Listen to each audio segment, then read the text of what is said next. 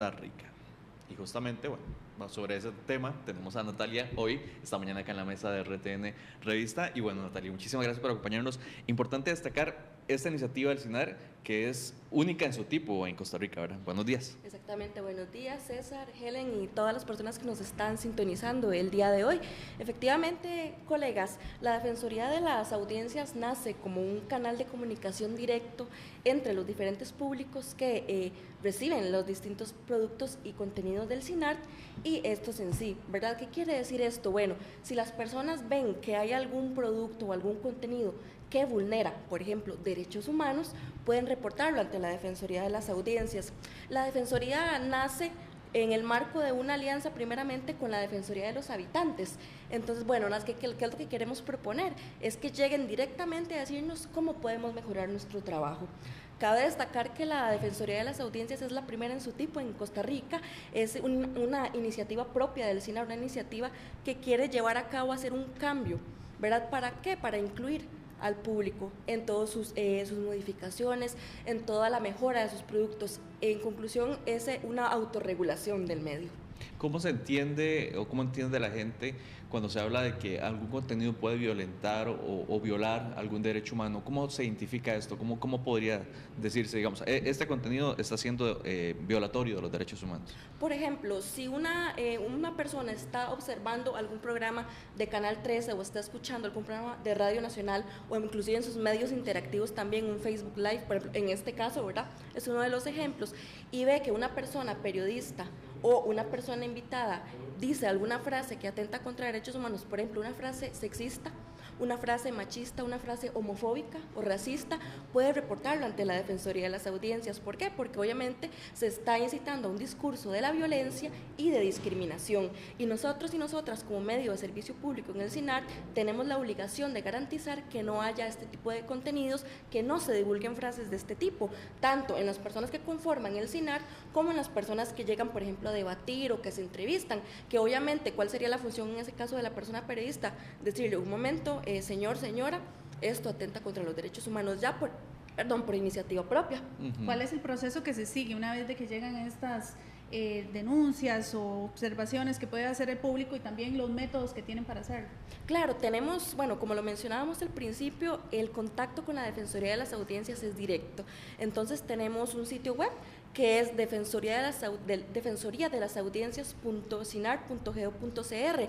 Ahí las personas, bueno, van a poder acceder a un micrositio web que tenemos donde se explica cuáles son las funciones de la Defensoría, qué es lo que hace, cuáles son los derechos de las audiencias. Muy importante esto, porque las audiencias tienen derechos, ¿verdad?, que se deben cumplir, que se deben reconocer, que el CINAR los está reconociendo con la creación de la Defensoría. Y también hay un formulario web donde se puede colocar el reporte oficial. El reporte puede ser, por ejemplo, una denuncia específica contra algún programa o contenido en particular, una queja, también puede ser desde el punto de vista positivo, una felicitación o un comentario haciéndonos saber que estamos haciendo el trabajo bien, porque esa es la idea, recibir retroalimentación de los públicos, ¿verdad? Obviamente también tenemos un correo electrónico que es defensoriadeaudiencias.cinart.go.cr. El primero es el formulario como el contacto, pero también pueden contactarnos por ahí. Obviamente sabemos que no, la brecha digital en el país aún está latente, entonces vamos a tener el teléfono. Pueden llamar a la central del CINAR 2231-3333 o 3331. Ahí pues la persona, si no tiene acceso a internet, pues también puede contactarnos por ahí, le tomarán sus datos y yo personalmente me pondré en contacto con la persona, porque cabe destacar que no es que estamos como una entidad densa, por así decirlo, sino que yo estoy directamente como esencia de la Defensoría atendiendo a la gente. O sea, no se van a encontrar con un mar de burocracia en medio.